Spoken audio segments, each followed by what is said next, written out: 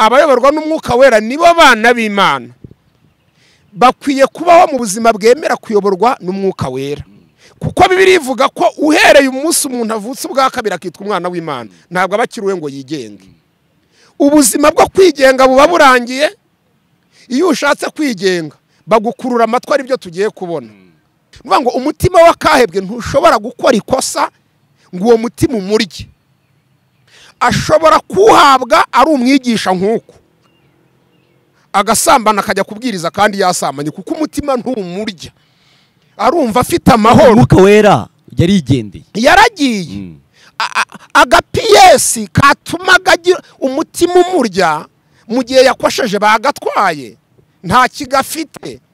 Nicyo gituma rero ngo Imana ngo yabaretse ngo batunge imitima y'Akahebwe, ngo bakore ibyo bishakiye, ngo bidagadure, ngo uretse no kujya babikora bahinduke n'abafana bo gufana babikora.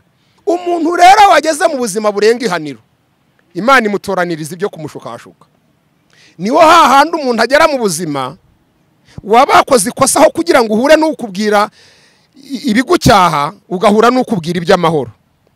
Umuntu yaba yasambanye yakubitana n'umuhanuzi uti Imana iri mu ruhande rwawe, uzagutunga urutoki n'injya zaba rutunze we, atamena mena Imana ibabara ntaraniha nawe. Nta mwene wabo n'Imana uba mu isi, nta muntu uvukana n'Imana ubaho.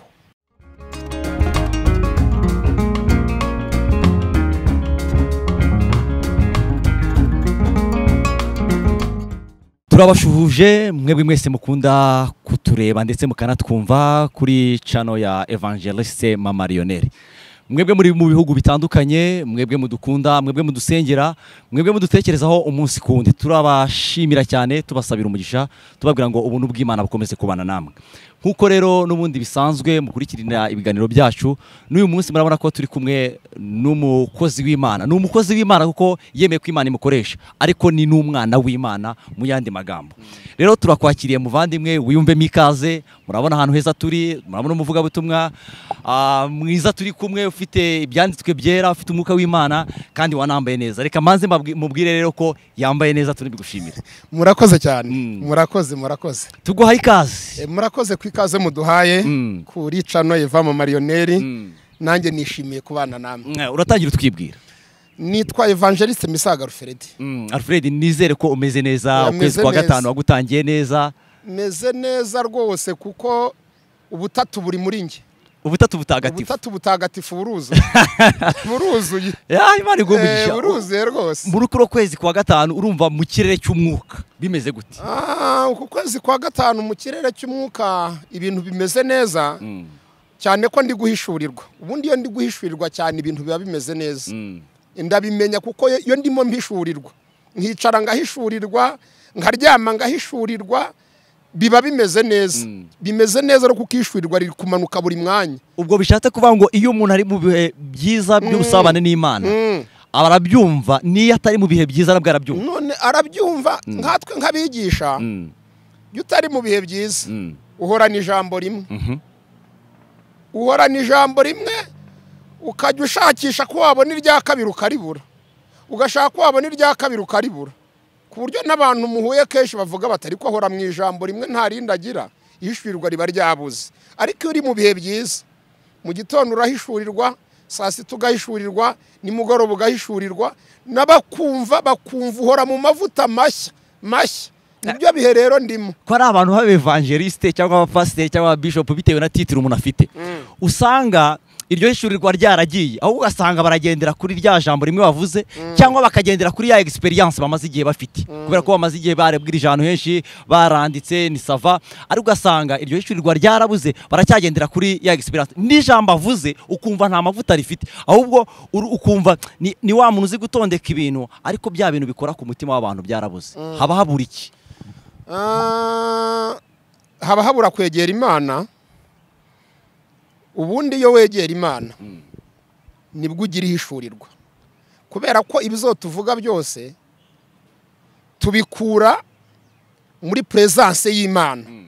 Paul yaravuze ngo ubwo dukorana nayo biba bisaba ngo uburi hamwe nayo, uri gukorana nayo. Hari uburyo abantu bajya kure y'Imana, twe tukababona nkaho bagihara ariko baragiye kure y'Imana. Iyo ugiye kure y'Imana, amakuru mashya turuka ku Mana ntuyabona. uguma nayo wari ufite kubera experience nyine y'ibintu wigeze ukora, ariko amashya ntuyabona. Amashya rero uyabona uri hafi y'Imana. Nta kindi kiba cyarabiteba baragiye kure y'Imana. Imana itwongerera amavuta mashya. Dukeneye amavuta mashya muri kuro kwezi kwa gatanu. Nibwo abantu batazanaduhararuka. Ya reka twinjire muri topic yacu uyu munsi. Uyu munsi hari topic twari turimo turaganiraho gakeya inyuma ya zino mikoro. Ubundi iriya topic ukora introduction yayo. Yaje tebanzo tubwira uko yaje na introduction yayo none uyinjiremo neza.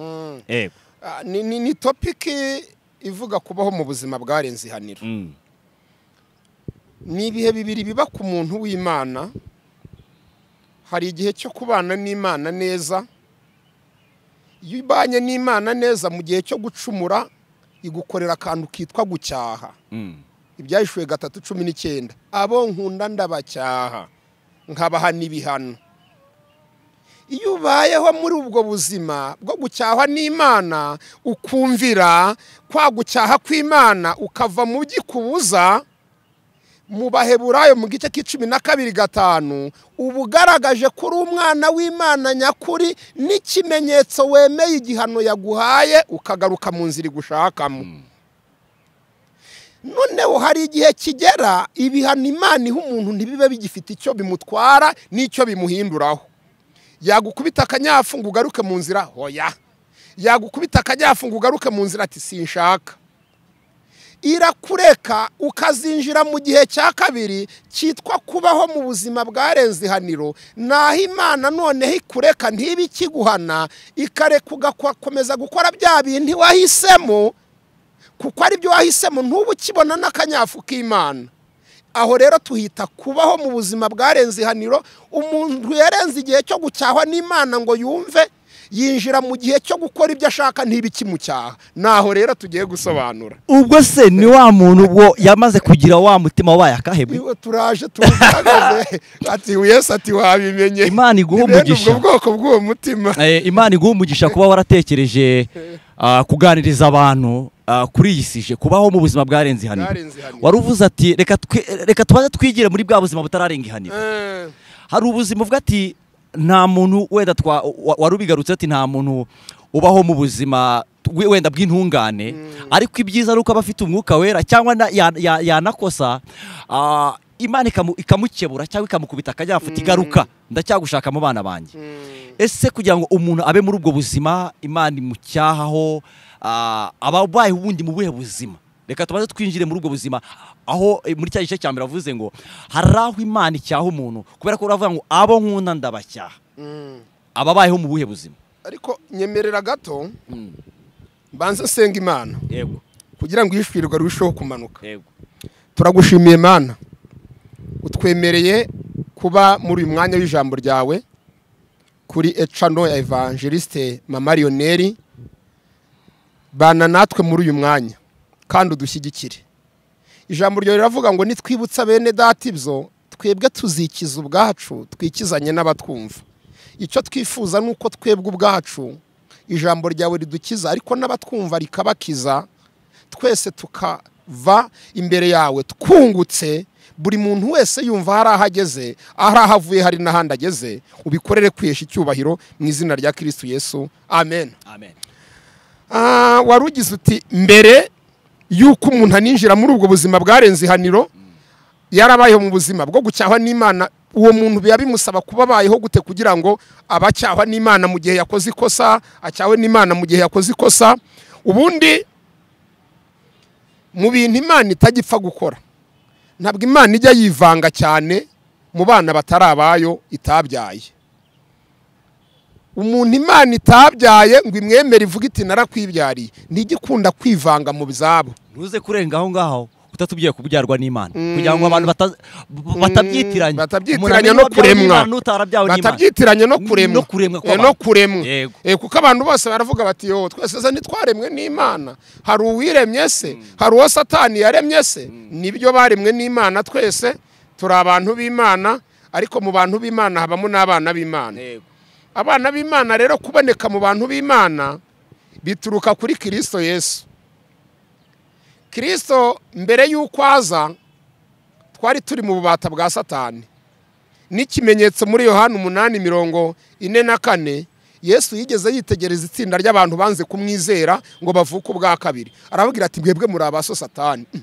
Turi abaso Satani kandi dukomoka kuri Aburahamu. Ati hoya muri abaso Satani. Satani ni we so, n'ibyo mukora bisa n'ibyaso. Urumva ko Yesu afasha abantu yirengagije ko ari Imana yabaremye, abahaye Satani kuko imbuto yababyaye ari ya Satani, kuko uhereye mu Edeni umuntu yacumura yabyawe n'imbuto ya Satani, bituma umuntu aba mu bubata bwa Satani. Imana rero itegura undi mugambi wo kuzabyara abantu bakitwa abana bayo binyuze muri Kristo Yesu, ntibabe bakiri abana ba Satani ahubwo baba abana b'Imana. Yohana mu gice cya mbere 12 abemeye Kristo bose bakamwizera bahise bahabwa ubushobozi bwo kuba abana b'Imana. Ngiyi inkomoko yo kwitwa abana b'Imana.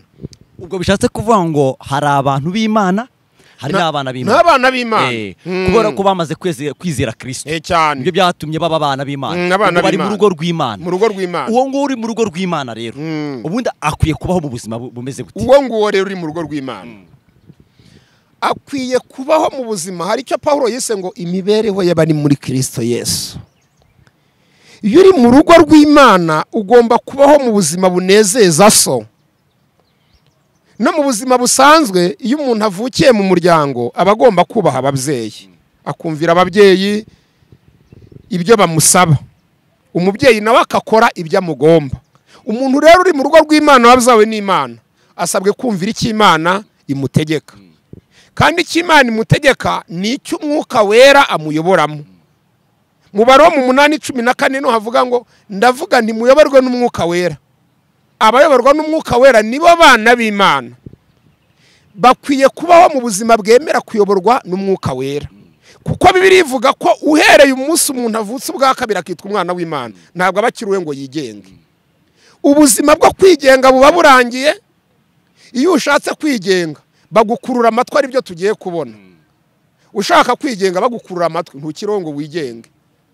Umuntu rero wageze mu rugo akitwa umwana w'Imana asabwe kubaho mu buzima bwo kuyoborwa n'Umwuka, ntiyemereye kuba ikigenge. Ubwo se niho Paulo yavuze ngo nyamara ubwo mumbona ngiye hano ku isi ngo ntago ari ngewe. Abagalatiya 2:20 yaravuze utubusinge uriho ni Kristo uri muri ngewe, ni uyoboye Kristo muri we. Yego, ibyo akora byose agomba kubikoreshwa n'uri muri we. Aravuga ngo nyiri mu mubiri, ngo singe ahubwo ngo nkoreshwa na Kristo. Ubwo bishatse kuvuga ngo akiri mu mubiri abakoreshwa na Kristo. Ubwo rero iyo ugiye kure ya rwa rugo rw'Imana niho hahandi kakanyafuka kugeraho. Twinjire noneho twamaze kumva ubwa buzima umuntu agomba kubamo, twumva no yagiye kure y'ubwo buzima bigenda bite noneho. Aha, nyemerera nsoma icyanditswe, nsoma ijambo ry'Imana hano muri Yeremiya mu gice cya 6:16 haragira hati, Uwiteka avuga ati nimuhagarare mu nzira murebe kandi mubaririze inzira za kera, aho inzira nziza iri aba ariyo munyuramo, niho muzabona uburuhukiro mu mitima yanyu. Ariko barahakana bati ntituzayinyuramo. Kandi nabashyizeho n'abarinzi nti nimutegera amatwi ijwi ry'impanda, ariko barahakana bati ntituzayatega. Abo ni abantu. Reka twongereho n'umubare wa 1:28 no hagaragaza uburyo iyo umuntu ajya kurenga ihanira uburyo bitangira.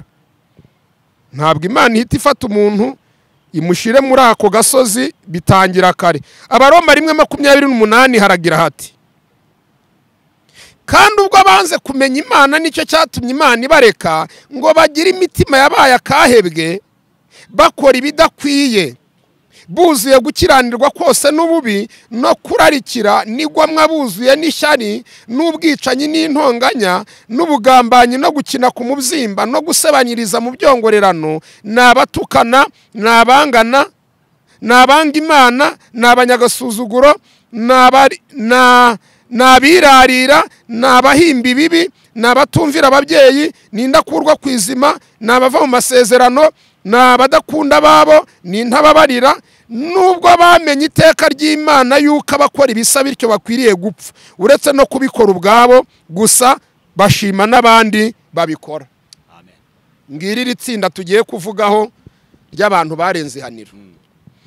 twatangiye tuvuga ko iyo umuntu ari mu rugo rw'Imana aba asabwa kumvira Imana, ariko kuko asabwa kuyumvira cyambaye umubiri, hari igihe bishoboka ko akora ikosa. Iyo akoze ikosa, ikintu Imana imukorera nk'ikimenyetso cy'uko imukunda, iramucyaha. Utunyafu tw'Imana tuba mu bwoko bwinshi. Hari abikubitisha akanyafu k'uburwayi, hari abikubitisha akanyafu ko kwirukanwa ku kazi, hari abikubitisha akanyafu ko gusuzugurwa n'ababubahaga, hari abikubitisha akanyafu ko guhomba utuntu bacuruzaga. Utunyafu tw'Imana tuba mu bwoko bwinshi, ariko twikadukorera kugira ngo umuntu atwumvire mu ijwi ry'Imana, agaruke mu nzira Imana imushakamo, kubera rwa rukundo. Imana iyo umukunda ivuga uti mwana wanjye sinshaka kutana. Kristo ati naragupfiriye mwana wanjye, waramvunye nakumeneye amaraso, aho kugira ngo nguhombe ahubwo wahomba utwo ufite, ariko nkabona ubugingo bwawe ari buzima. Imana ikamucyaha gutyo. ubwo Imana icyaha umuntu bitewe n'impamvu runaka, impamvu yabayeho Imana ireba ikabona arashaka kujya kure yayo. icyo Imana ishaka si uko agatunganirwa, ahubwo icyo Imana irinze ni ubugingo bwe. Ni ubugingo bwe nibwo ishaka. Nibwo ishaka. Niyo mpamvu haturutse rya jambo abantu benshi bakunda kuvuga ngo aho kugira ngo iguhombe yaguhombye mu buryo bwinshi butandukanye, ariko ubugingo bwawe bugakomeza bukaba buzima. Ubugingo buruta ubutunzi, ubugingo buruta imyambaro, ubugingo buruta abana, ubugingo buruta byose. Niyo mpamvu byose wabibura, ariko ubugingo bukaba buzima. Ko ari abagenda Imana wenda ntinabakubite kuri utwo tunyafu, ariko wenda umutima ugahora akabura amahoro yo mu mutima, ntibigaragare mu by'ubuzima bwa buri munsi nk'utwo tunyafu twita tugaragara. Ariko hari undi ushobora kugenda umutima ukazajya umukomanga ukabona agenda mu muhanda ameze nk'uwacanganyukiwe, nako kaba ari akanyafu k'Imana, kubera ko hari igihe ubona umuntu yabaga mu rugo rw'Imana yaruvamo ukabona yabaye nk'umusazi. Ubundi mu rugo rw'Imana habamo n'ibibyarwa, ntabwo habamo abana gusa, habamo n'ibibyarwa. Ibi bibyarwa rero iyo bikoze amakosa kenshi ushobora kubona Imana itiriwe inabikurikirana. N'uwikurikiranye gatoya ahita avuza urwamo, urankubita warambyaye. Ni nka kwa kundi ufata umwana wareraga nko mu muryango umufasha, wamunyuzaho akanyafu kamere zimuzuye, urankubita warambyaye, ujya gukubita wabyaye. Hari abantu babayeho gutyo, Imana ikubita akanyafu tuzakubita wabyaye. Iyo rero wihakanye Imana, Kristo aravuze ngo nimunyihakana nanjye nzabihakana. Nahita kwihorera kuko ubugaragaje ko utari umwana wayo. Uwo niwe muntu ushobora kugira amahoro kandi yanakoza amakosa twabonaga kwaba mu by'Imana. Ariko umwana w'Imana by'ukuri ni wowe uwo wavugaga, niyo ageze hariya nta mahoro agira. Petero yaravuze mu rwandiko rwe rwa kabiri mu gice cya kabiri were kuri 20, yaravuze ngo bene uwo muntu wari uri mu rugo ari umwana w'Imana, gusubira inyuma kwe bimuteza akaga kanyuma karusha kambere kuba kabi. Ntagira amahoro, umutima uhora murya, ibyo akora byose yumva adatuje, ararya kumva ntibiri kumanuka, araryama kumva ibitotsi biri kubura, arambara kumva ntaberewe. Icyo ni kimwe mu bimenyetso bigaragaza ko kiri muri systeme y'Imana, nuko utagira amahoro wakoze amakosa. Wari uvuze ngo hari umuntu ukiri muri systeme y'Imana. Ijambo nasomye yavuze ati mubaririze inzira za kera. Muzibaririze. Ni izihe izo nzira za kera? Aha. Ubundi mbere yuko umuntu ava mu nzira yarayirimo, mbere yuko umuntu ajya mu nzira y'ubuyobe, hari y'ukuri yari yavuyemo. Iyi Imana ivuga ngo tubaririze inzira za kera, ni urufatiro rw'agakiza rw'umuntu. Ubundi kugira umuntu yitwa kwakijijwe hari uburyo abakijijwe. Haba hari fondasiyo, haba hari urufatiro, aba yarumvise akizera, hari ibyo aba yarigomwe, hari ibyarindamuye, aba yarahinduye igihombo. Kugira ngo umuntu yitwa kwakijijwe ari mu gakiza, hari byinshi aba yarigomwe kugira ngo yinjire mu nzira ya Kristo, ariyo nzira y'ukuri n'ubugingo. Uyu muntu rero Imana ibwira kubaririza inzira ni wa muntu umaze kutana ayivuyemo, asubiye ku byo yari yaranze, asubiye mu mwijima yari yarawuvuyemo, yarageze mu mucyo, atangiye kugira imyitwarire yari yararetse kera. Uwo ni Imana ibwira iti mwana wanjye wabaririje inzira za kera ko ntacyo zari zigutwaye. Pawulo niwe wigeze abwira Abakorinto, arababwira ati ariko rero nimureke umuntu wese agomba kuba aragihamagarwa, kuko ndabona mutangiye gutandukira. yigeze abwira abagarati ati ninde wabaroze mwabapfapfa mwe mwatangiye muri mu mwuka none ndaje sanze muri mu mubiri umuntu wabaroze ninde mwasubiye ku rufatiro kuri za nzira za kera mugasubira ku mwimerere w'agakiza ngaha hantu rero Imana iri kubwira abantu gusubira mu nzira za kera ni muri rwa rufatiro rwari rwarubatswe rwa mbere rwatumye bakizwa niho ibiri kubabwira uti musubireyo musubire ku rufatiro tukira aho ngaho uri burajyana ahandi hantu heza uravuze ngo babaririze inzira za kera iyo urebye nkaho umubwiriza butumwa iyo urebye ubona abantu kuri iki gihe wenda tuza kwinjira muri wa mutima wabaye akahebwe ubona kuri iki gihe za nzira za kera uko abantu bahamagawe ubona barimo barazibariza ngo bazisubiremo cyangwa barimo bararushaho kugenda ahubwo bagana muri wa mutima wabaye akahebwe ubuhanuzi bwadusohoyeho bwa Pawulo yahanuye Pawulo yahanuye ubuhanuzi bukomeye muri Timoteyo urwandiko rwa 2 mu gice cya 3 umurongo w'9 yarahanuye aravuga ngo mu bihe by'imperuka abantu benshi icyambere baziyita uko batari kwita uko umuntu atari n'ukwiha izina ritari iryo adafite akita umukristo kandi ari umupagani akiha titire kandi ari indushyi itanamukwiriye avuga ko abantu benshi bazaba biyita uko batari icyo ni icyambere icya kabiri avuga ko bazaba bayobya kandi bayobywa ngo abantu bazarushaho kuba babi biyita uko batari bayobya kandi bayobywa aha rero ntabwo navuga ko bari kugenda bazibaririza ngo bazisubiremo ahubwo bari kuzivamo kurushaho bari kugenda barushaho kuyoba ubuhanuzi bwabasohoyeho aho kugaruka ku rufatiro ahubwo bari kugenda n'akari gasigaye bagasohokamo benshi barabayobeje benshi kabisa ese bwo ntari abantu bafite titire nk'izo ufite n'abandi barenze kuri titire ufite barimo barayobya benshi nibo batwangisha ubundi kugira ngo ubuyobe bugire imbaraga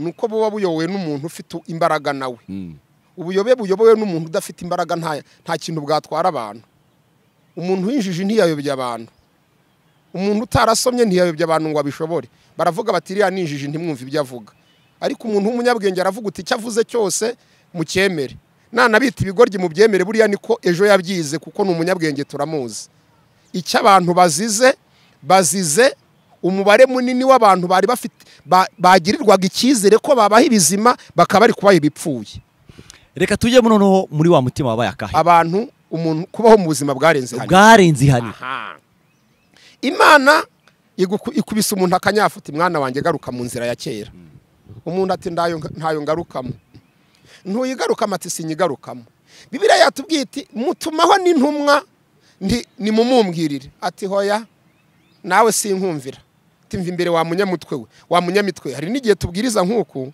uduteza amatwi atwumva akavuga uti muba muhazi mwagiye muvuga muba mwahazi wenda utararenga aho ngaho evangeliste ni wasanga ari ibikomere uwo muntu afite bitewe nuko wenda ashobora kuba yararinze haniro ariko twizere ko hari nitwiza tuvuga ko bose abantu bose bigisha ari abanyamitwe ariko tubanze tunatekereze ngo ntihari igihe yaba yarahuye n'abanyamitwe akaba nawe nta cyizere kigufitiye cyangwa yarahuye hari na bene wabo n'abandi bagiye batanga ubwo buhamya yuko bahuye n'abo banyamitwe akaba ariyo mpamvu atakwizera ko hari igihe ushobora kubaririza amakuru ye wenda ukamenya ko yagiye mu ntege nkeya ukaba wazana ubwo buhanuzi cyangwa waza umubwira gutyo ariko ari uko wabarije amakuru nta n'ikimana yakubwiye iteraniro nigishije muri iyi minsi nababwiye ko mu ngaruka tubanye nazo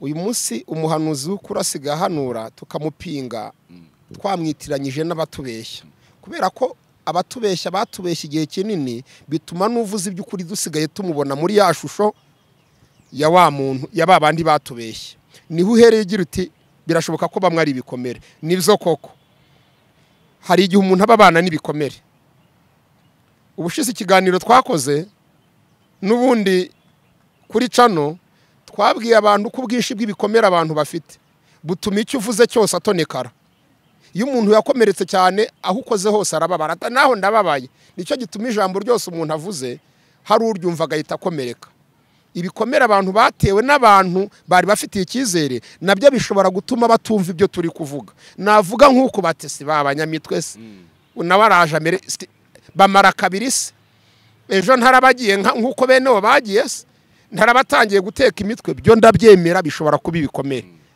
ariko ab'Imana ihanira kugaruka mu nzira ntabwo bakabaye bayinanira bitwaje ibizi bikomere, cyane ko n'inzira ibereka kugarukamo baba bazi neza ko nabo bayivuyemo. Nta yindi comment umuntu yakabaye ashyiraho mu gihe Imana iri kumukubitira kugaruka mu nzira. Iyo rero umuntu abayeho muri ubwo buzima, yakiri umuntu muzima ukiri muri systeme, Imana imukubita akanyafati ndabyemeye, akagaruka mu nzira, Imana ntibikimukubita. Ariko ugiye kuba mu buzima bwo kurenga ihaniro, atangira muri ra jambo twasomye muri Yeremiya, nimugaruka mu nzira ntayo tugarukamo, ikamuteza akarwara, nushaka uzanteze nimeze ite, ikamuteza igihombo mu kazi, ati nushaka bizagende bishira, agahindura business agahatiriza paka. Igihe rero kijya kigera mu Baroma aho twasomye mu gice cya mbere, ngo nicyo gituma Imana igeraho ikabareka ikavuga uti yo mwakomeje kwinangira. Mu Itangiriro 6:3 haravuga ngo ntabwo umwuka wanjye azahora aruhanya n'abantu. Ubundi Imana igiye gushyira abantu ku gasozi ko kuba Akahebwe, ibanza ikabatwara umutungo wayo. Umutungo w'Imana umuntu agira n'umwe gusa, nta wundi. N'abadukurikiye kuri cano Eva Lionel babyumve, umutungo w'Imana tugira n'umwe n'umwuka wayo. Iyo umwuka w'Imana tuvuyemo tuba turi inyamaswa nk'izindi, tuba turi ibisimba nk'ibindi. Na Petero aravuze ngo baba bahindutse inyamaswa abantu.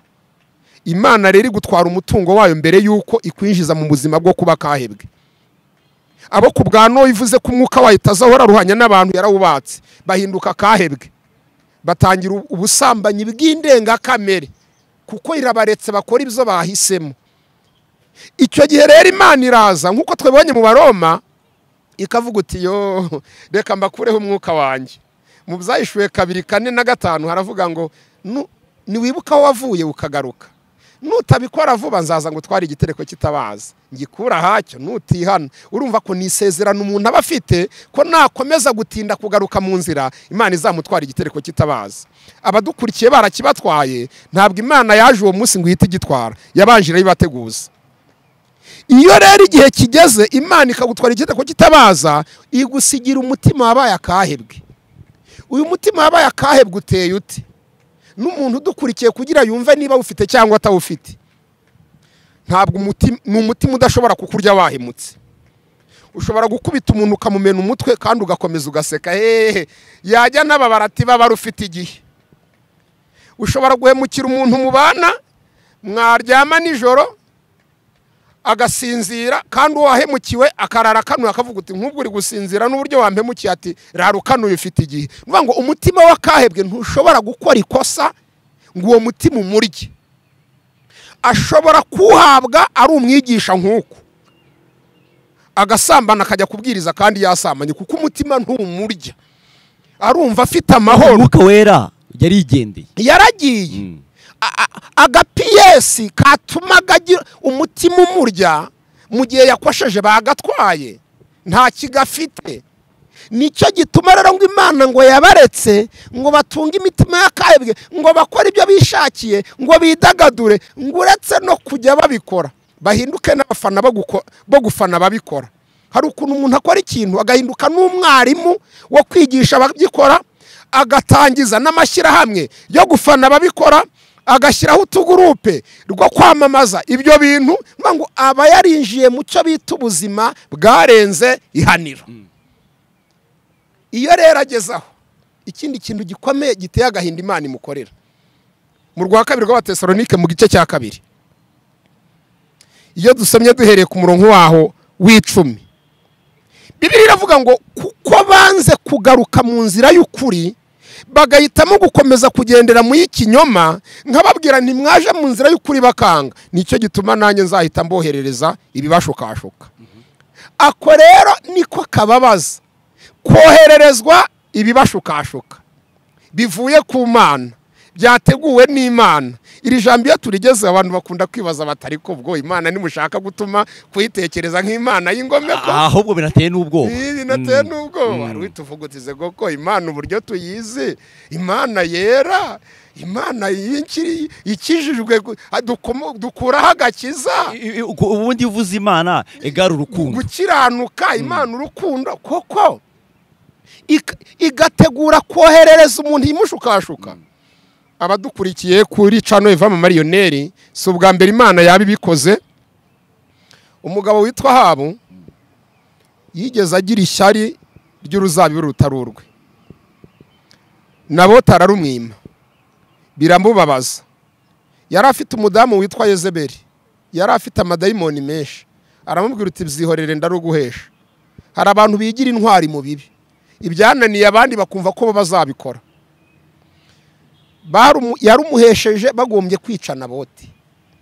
Naboti amaze gupfa, Imana yari irahiriye inyuze mu kanwa k'umuhanuzi, iravuga ngo aho imbwa zirigatiye amaraso ya Naboti niho zizarigatira Yahabu. Imana ishaka inzira yo kubinyuzamo. Inzira rero yakoresheje, habayeho inama. Ninde washukashuka Ahabu akajya ku rugamba bakamwica? Abo mu isi barabyumva. Imana iri gushaka umuntu wo gushukashuka, ntabwo twabikora. Ikuzimu habaga itsinda ry'abera ryari rikibabohewe. Imana iri gushaka umuntu wo gushukashuka ati hoya. Mu ijuru abamarayika ati hoya, ntabwo twajya gukora iki kiraka. Haboneka umwuka ahagarara imbere y'Imana. Ntabwo ari umwuka wera, umwuka wera ntakora ibibi. Ni umwuka mubi ukomoka ku itsinda ry'abamarayika Imana yirukanye bivumbuye mu ijuru. Bamwe bafashije Satani guhangana n'Imana bakabirukana, kuko bose bakorera Imana mu buryo butandukanye. Paulo yarabivuze mu rwa kabiri rw'Abakorinto, mu rwa kabiri rwa Timoteyo, mu gice cya 2:20, yaravuze ngo mu nzu y'inyumba Imana ibifite udukoresho twose, utwo gukoresha iby'icyubahiro n'utwo gukoresha iby'isoni nke, bitewe nuko yitoje. Gira umukandida wo gukora ibibi, iyo wabonetse ikiraka cyo gukora ibibi uragikora. Gira umukandida wo gukora ibyiza, iyo haje ikiraka cy'ibyiza uragikora. Abadukurikiye babyumve ko ari uko Imana ikoresha abakozi, kugera ku rwego n'umurimbuzi baramuremeye kurimbura. Iyo wabonetse kurimbura imuha ikiraka atakazi kawe kabonetse. Haboneka kugambana, Yuda ati we wari usanzwe wiba, ikiraka cy'abagambanyi cyabonetse, ngwino ugambane n'uwo bibereye. Uwo mwuka rero arahagarara avuga uti ngewe ko kazi ndagakora. Uragakora gute? Ndinjira mu bahanuzi bose bahabu mpinduka ikinyoma, bamubeshye ko azatsinda. Umwuka azavuye imbere y'Imana, Imana ivuze ati yo amashyi barayakoma batako kazuzagashobora. Ntiyaje aramushukashuka, uzatera utsinde, tera uzatsinda. Habatamena mena, Imana iri mu ruhande rwanjye. Urebe ingorane dufite nuguhabwa ubuhanuzi buhabanye nuko umuntu arakabwishimira. Ubundi umuntu muzima mu bintu bimufasha kugenzura ko umuntu uri kumuhanurira yavangiwe, nukubona ari kumubwira ubuhanuzi bwiza kandi abizi ko ari ingegera. Nje nigeze nkora ikosa rimwe, njya gusenga narikoze, mbizi ko narikoze. Ngeze mu cyumba cy'amasengesho, umuhanuzi atangira guhanurira abantu iby'amahoro kuko nta kibazo bafitanye n'Imana. Mu mutima ndagambirira ndavuga nti nampanurira ibyiza, ndahita mbisesa mvuge nti yaravangiwe n'ikimenyetso dora mbwiye ibyiza kandi ndi mubi kandi mbyiyiziho. Ngize umugisha, umuhanuzi angezeho, abandi yababwiye ibyiza, yarankubise igufa ry'umugongo yararivunnye. Ati mwana w'umuntu urananiye. Ndavuga ntaho niterebye rwose, umbwiye ibihuje nuko agize gute meze. Ntabwo nsheshenze, mpita mbona ko Imana itari kunsheshenga. Iyo ndi mubi mbwira ko ndi mubi, naba ndi mwiza ikambwira ko ndi mwiza. Ariko ntukabona umuntu bamubwira ibyiza azi ko ari mubi, aba ameze nk'umugabo wambaye ingutiya ari kugenda aseka ngo yaberewe. Naberewe kandi yambaye ingutiya. Bamuhaye ubuhanuzi butari ubwo arabwemera. Ahabu yishimira ko azatera agatsinda kandi azi ko ari umugome yavushije amaraso. Haboneka umuhanuzi w'ukuri witwa Mikaya, ati nge mbonye agatwe bazakamera. Ati iki kigabo we, iki kigabo nta bizima kivuga. Baramukingiranye ariko agatwe habo barakamennye. Umuntu rero wageze mu buzima burenga ihaniro, Imana imutoraniriza ibyo kumushukashuka. Niwo hahandi umuntu agera mu buzima wabakoze ikosa aho kugira ngo uhure n'ukubwira ibigucyaha, ugahura n'ukubwira iby'amahoro. Umuntu yaba yasambanye yakubitana n'umuhanuzi uti Imana iri mu ruhande rwawe, uzagutunga urutoki n'injya zaba rutunze we. Atamena Imana ibabarira ntaranihana we. Nta mwene wabo n'Imana uba mu isi, nta muntu uvukana n'Imana ubaho. Ku Mana ukiranuka niwe mukiranutsi, ukunda Imana n'umenywa nayo, uyubaha agakora ibyo ishaka niwe yemera. Ibindi nugushyeshyenga. ngubwo ubuzima bwo kubaho umuntu yararenze ihaniro nuko agera ku rwego Imana imwoherereza imushukashuka narwo akazaruvaho akagera ku rwego rwa nyuma tugiye gusorezaho rwitwa gutwikururwa, umuntu akagirwa akabarore, Imana ikamukina ku mubyimba icyo yatinyaga kimugezeho. Kuko mu gihe cyo gushukashukwa nta muntu upfa gukeka umuntu, kuko ububwirwa ibyiza, ubu nacuruza ukunguka kandi wiba, uba ukora business ugatera imbere kandi urya ruswa, kuko ni igihe cyo gushyeshyengwa, ni uguhabwa utuntu twiza nyine tumwereka ko n'Imana imwemera kandi agiye kuzagagara. Nicyo gituma ntawe ukumenya, nugize ngo arakwishyiramo baravuga bati muramenye muzavuge n'abandi. Umwana w'Imana, Imana iri kumuteza imbere, ubwo nishyari mwamugiriye, kuko ni igihe cyo gushyeshyengwa. Ariko iyo urwo rwego ruvuyeho haza urwa nyuma. Igitabo cy'Imigani 1:23, nimuhindurwa n'imiburo yanjye mbasukaho umwuka wanjye, ariko narabahamagaye muraninira, mbacyashye muranga, mbabwiye mugaruke mu nzira muranga. Nicyo gituma rero nanjye ngiye kubakina ku mubyimba, icyo mwatinyaga kibagezeho. Icyo gihe rero Imana itwikurura umuntu, ibyari ukumushyeshyenga bikavaho, akabika akamenywa na bose. Niho hahandi uzasanga umuntu amarorerwa ye yose yagiye ahagaragara, abantu bifashe mu mutwe bati ati mu bantu haba amabanga we, ati we ntawe ari kumukeka we. Burya igihe cyo gutwikurirwa kiba cyageze, abahindutse akabarore, Imana ibigiye kumukina ku mubyimba icyo yatinyaga kimugezeho. Turagira inama abantu badukurikiye kuri channel Yava Lionel, bumvira Imana hakiri kare, nibabwira kugaruka mu nzira bazigarukemo hakiri kare, bataragera mu buzima burenga ihaniro. Hari abo Imana yabwiye bageze muri bwa buzima burenga ihaniro? Barahari benshi bamaze kubugeramo, barahari. Hari abari muri cya gice barimo barashyeshyengwa, hari abatangiye kuba akabarore. Abo bantu urabagira inama ki? Inama tubagira, ubundi mu bintu bigendanye no kurwara bigira ibyiciro. Hari ugufatwa, hari ukuremba, hari no kugenda ukagera muri urgence. Iyo umuntu agifatwa yijyana kwa muganga, iyo umuntu yarembye bamujyana kwa muganga. No mu buryo bw'umwuka niko bimera, hari ahantu umuntu agera ubwe ntabe yabakijyana kwa muganga. Niyo mpamvu Bibiliya ivuga ko kubahindura abashya bigorana bene abo bantu, ntibaba bakijyana kwa muganga, ntiyakisengera ngo bishobore, kireka habonetse abamuheka bakamusengera.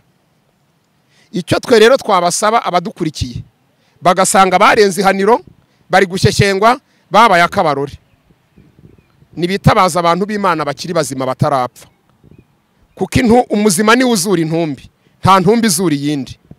Iyo umuntu yapfuye akeneye umuntu ugihumeka ngo amuzure, uwaguye akeneye ugihagaze ngo amubyutse yongere ahagare ku maguru abiri. Nibatugane, nibatugisha inama, tubafashe, tubakure muri urwo rwobo bagiyemo, kuko nta hantu habi batabonye ababafasha bahabakure, bazahagagarira, kuko bo ntitwibwira ko hari icyo bakimarira ngo bahave. Niyo nama twabagira. Urakoze cyane, tugana ku musozo. Wabaha nimero zawe rwose noneho wamara gutanga izo nimero ukahita ubasengera, kubera ko n'isengesho bararikeneye, n'iryo sengesho hariho bararikeneye ryo kuzura amagufa yumye. Rega aba bantu Imana ibafata nk'abapfuye, bapfuye bahagaze. Yabwiye Sarudi arabibwira uti ufite izina ry'ukuriho nyamara uri intumbi. Abo bantu bagenda barapfuye, ariko iyo tuvuze ijambo nk'iri ry'ubuhanuzi, kwari ukugira ngo amagufa yumye yongera abeho. Abakenera ko twabafasha hirya yuko bamaze kumva ikiganiro, baduhamagara cyangwa bakatwandikira kuri nimero zacu 0784 52 47 0784 inikurikirana 52 47. Imana ibaha umugisha, reka tubasengera Imana. Amen. Mana nziza, ijambo ryawe nirizima niryera, uduhaye ubu butumwa bwo kubwira abantu ko hari igihe kigera umuntu akabaho mu buzima bwarenze ihaniro. Ni igihe uhamagarira umuntu kuva mu nzira yayobeyemo, akakubwira ati ntabwo nzayivamo, ukamubwira uti ariko wagarutse mu mwanya ngo ushaka amati simbishaka. Ibi byabaye kuri bene Eri, bageze ku rwego barenga ihaniro, Bibiliya iravuga ngo bagera ku rwego n'imiburo ya se batakiyumva, ngo kuko Uwiteka ashakaga kubica bari bararenze ihaniro. Dusengeye umuntu wese wumvise aya magambo, hari uriho mu buzima bugicyaho akumva, ukomeze umuha uwo mutima wo kumva no guhindukira akamenya icyo umushakaho. Dusengeye wari ugeze mu buzima bwo kurenga ihaniro, nace bugufi yinginga abakiri bazima bamusengere, bamugire inama, bamwereke inzira nyayo agomba kunyuramo akava kuri uwo musozi wo gushyeshyengwa. Kuko iyo umuntu awugumyeho ahinduka akabarore, iyo umuntu awugumyeho bamukina ku mubyimba icyo yatinyaga kimugezeho. Kandi n'uwamaze kuba akabarore ye kwihagararaho amanika amaboko avuge ngo ndebe, ubikorere kwihesha icyubahiro mu izina rya Kristo Yesu, amen.